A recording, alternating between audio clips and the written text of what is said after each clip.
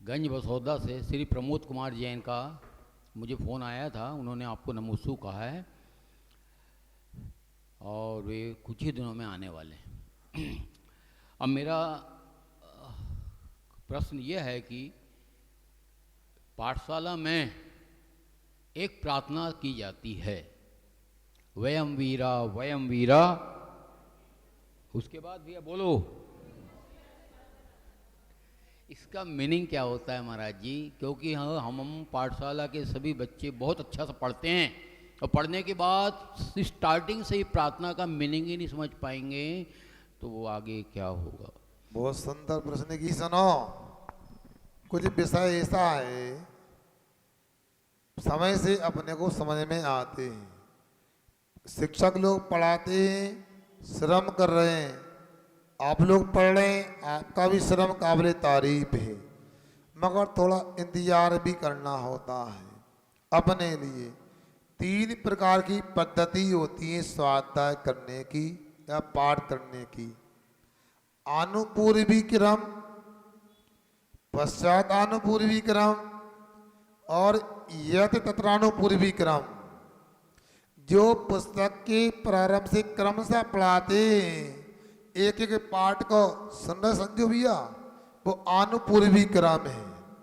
कभी कभी उल्टे क्रम से भी पढ़ा जाता है, पश्चात अनुपूर्वी क्रम होता है। कभी कभी इधर का कभी उधर का ऐसा पढ़ते हैं तो यत तत्रानुपूर्वी क्रम है।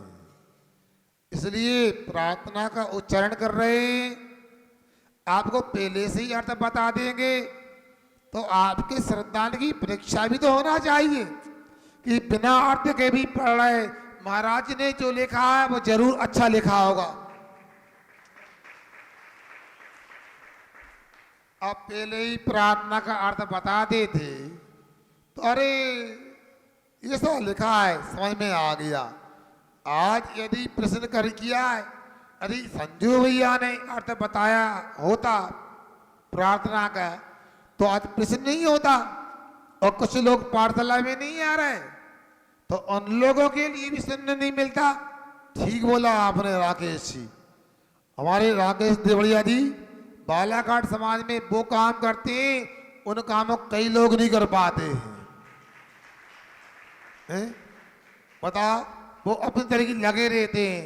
कई विषय तो हम बोल नहीं पाते मगर उनके समाचार पत्रों में पढ़ने मिल जाते हैं। उनको लगता है कि ये आवश्यक है, बहुत अच्छा। उनका प्रश्न है वयम धीरा कर्मो वीरस बंधनम। जब हम संस्कृत का अभ्यास कर रहे थे तो सबसे पहले गद्य में कोई ग्रंथ लिखा हमने तो पाठशाला की प्रार्थना से ही प्रारंभ किया। आप लोग भी जब भोजन वगैरह बनाते हो, भोजन बन जाता है तो अपने बाले को अच्छे व्यक्ति को पहले खिलाते हो, मतलब भोजन बनने के बाद में महाराज का पड़घान करते हो, त्यागी वृत्ति को बुलाते हो। ये भी हमने देखा है शादी विवाह में भी जब रसोई बन जाती है तो एक थाली लगाई जाती है। क्यों राजू भैया, कहा के लाने थाली कहाँ भेजते हो हैं? बोलो ना। मंदिर में भेजी जाती है भगवान के समक्ष। उसी प्रकार से हमको पाठशाला अच्छी लगती है तो हमने सबसे पहले पाठशाला की प्रार्थना की रचना की। तो उसमें जो बहाव हुए तो उसमें हमने ये अनुष्टुप छंद रखा, वयम धीरा कर्मो वीरस बंधनम। वयम धीरा कर्मो वीरस बंधनम। यहाँ से प्रार्थना को प्रारंभ किया है। वयम ये आत्मनि पद का ये बहुवचन है। अब इसमें क्या कहा है? हम सब। वयम वीर हैं, हम सब वीर हैं। वयम धीरा, हम सब धीरे हैं। क्यों? कर्म वीरस्य वंदनम कुर्मा, हम सब महावीर भगवान की वंदना करते हैं और महावीर भगवान की तरह हम अहिंसा का पालन करते हैं, इसलिए वीर हैं। वीर महावीर भगवान की तरह आचरण करने वालों की बस की बात है। कायर लोग अहिंसा का पालन नहीं कर पाते। हमें तो थोड़ा ये पता लग जाता है कि हमसे कोई ऐसा शब्द निकल गया है, कोई ऐसा मन में भी विचार आ गया है, काया से कोई चूक हो गई है जिससे किसी दूसरे जीव को कष्ट हो गया है, तो हमारे दोनों हाथ जुड़ जाते हैं, सिर झुक जाता है, पश्चाताप होता है और कहते हैं खम्मा में, खमंदु में, क्षमा करता हूं, क्षमा मांगता हूं। क्यों? उसे पता है क्षमा करना, अहिंसा का पालन करना वीरों का काम है। हम क्षमा वाणी करने वाले, किसी से बैर पालने वाले नहीं, किसी को कष्ट देने वाले नहीं, इसलिए वयम वीरा पद रखा। वयम धीरा, हम अहिंसा सत्य की आराधना करने वाले, चाहे कुछ भी हो जाए, कितना भी संघर्ष करना पड़े, जीवन में कितनी विपत्ति हो जाए, हम अपने धीरज को नहीं खोते हैं, अपने साहस को नहीं खोते। इसलिए हम कौन है? वयम धीरा। और कैसे ये वीर बनने की, धीर बनने की शक्ति प्राप्त हुई? वीरस्य वंदनम कुर्मा, हम अंतिम क्षणम, ऐसा नहीं आराम से बढ़ जाओ। और तुम लोगों से भी कहना चाहता हूं, आप लोगों ने गैया को देखा है? पैकेट का दूध पीने वाला, तुम गैया को क्या जानो? भैया को भूल गया तो गैया को क्या? अब भैया भी कहा, एक लड़का घर में तो भैया कहां से आएगा बताओ? भैया को भूल गया तो गैया को तो भूल ही जाओगे। मगर कुछ समाज में ऐसे लोग हैं, आज भैया को भी बना के रखा है और गैया को भी याद रखा उन्होंने। गैया क्या करती है? सुन रहे संदीप? पीछे बैठे हो। गैया क्या करती है? खाती है, जुगाली करती है। कब तक करती देखा? इसे आप पान खाते हो ना, ऐसा करके। वैसा ही गैया जब तक भूसा का सांदी का दूध न बन जाए तब जुगाली करती रहती है। वैसा ही एक एक पद को पढ़ाओ, जल्दी नहीं करने का। रमो कालम का पाठ हमारे यहाँ तब पाठशाला में जितना विस्तार हो, रमो काल मत तो हमारी आना है। अब प्रार्थना लिखी, वर्तमान में जो प्रसंग चल रहा है, आज आरओ का पानी, एक्वागार्ड का पानी पीते हैं, पानी के मिनरल से पूरे रुक जाते हैं और पानी आपको स्वास्थ्य वर्धक नहीं होता। प्लास्टिक की छन्नी से पानी छनता है, फिल्टर लगा देते हैं डबिया सी। कहाँ लिखा है?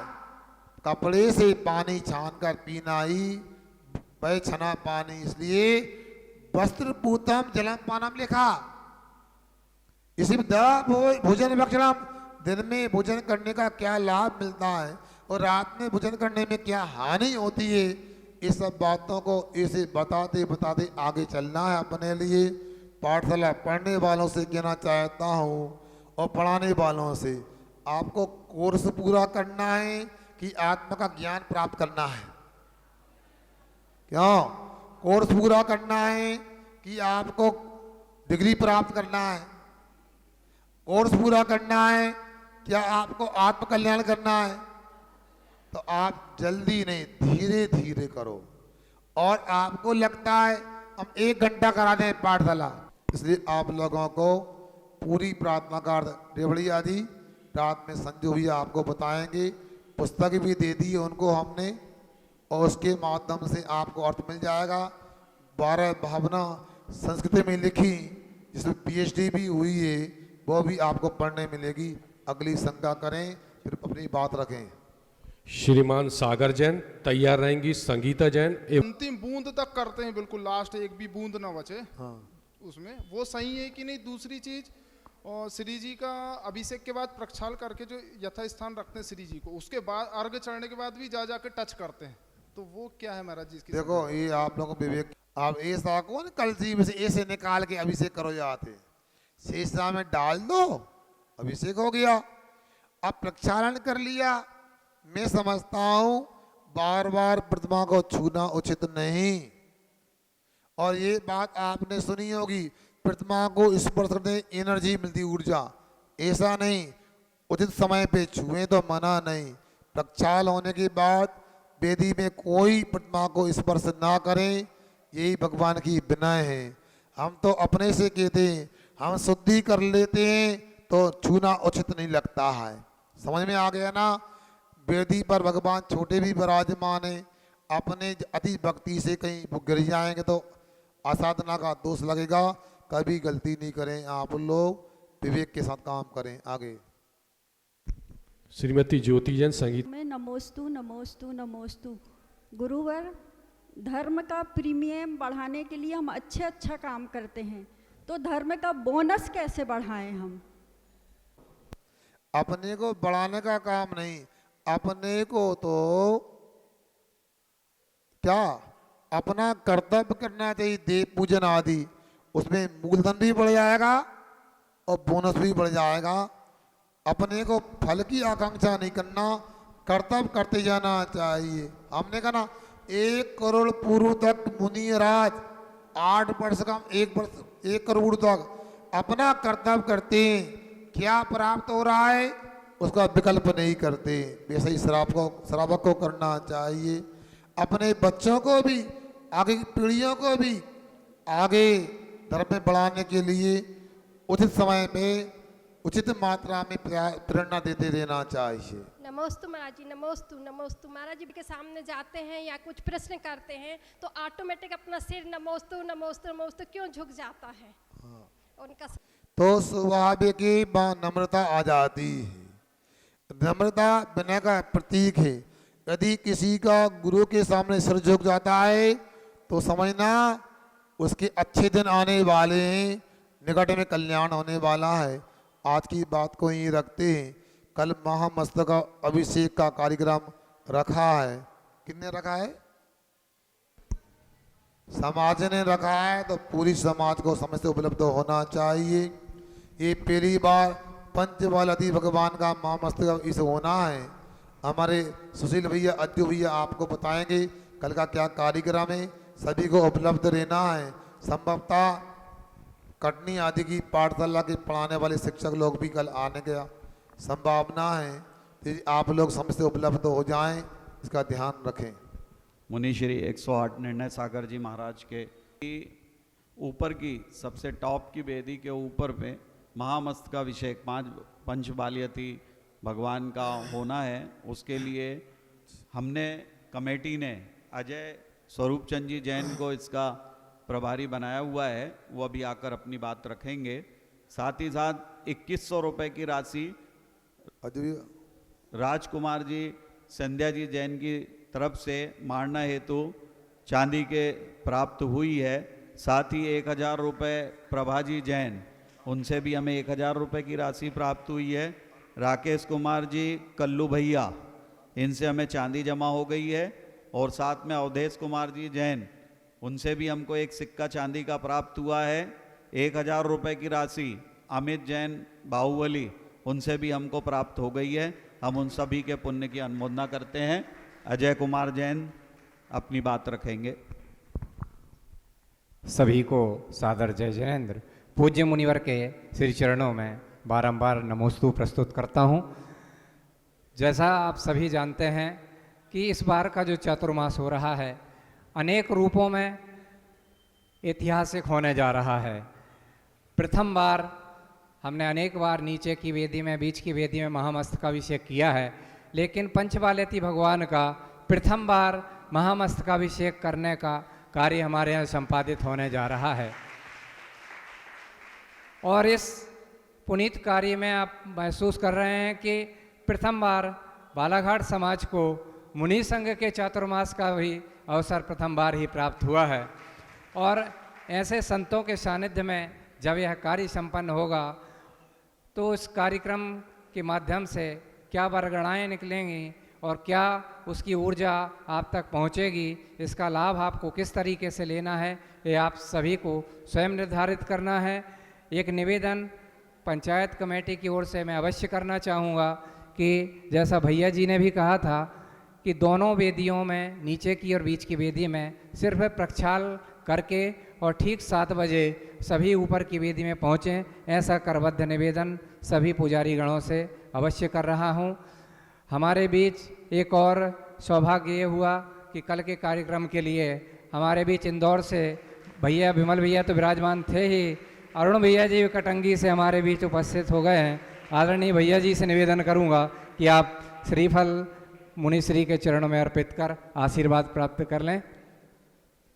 और पंचायत कमेटी के पदाधिकारी गणों से निवेदन करूंगा कि आप आएँ और मुनिश्री को श्रीफल अर्पित कर कल के महामस्तकाभिषेक कार्यक्रम में सत्संग उपस्थित होने के लिए प्रार्थना करें, ताकि मुनिश्री जी का सानिध्य हम सभी को प्राप्त हो। सुनो सुनो, एक श्रीफल चढ़ाना पूरी समाज को। मैं कभी नहीं मानता हूँ या 150-200 करें, एक परिवार मानता हूँ, एक श्रीफल चढ़ा सब लोग। एक श्रीफल के माध्यम से संपूर्ण समाज की ओर से सभी लोग चढ़ाओ, आ जाओ, आ जाइए सभी लोग। एक श्रीफल महिलाओं को दे दो। वार्षिक कार्यक्रम में आपकी उपस्थिति का निवेदन कर रहे हैं श्री नमोस्तु महाराज जी।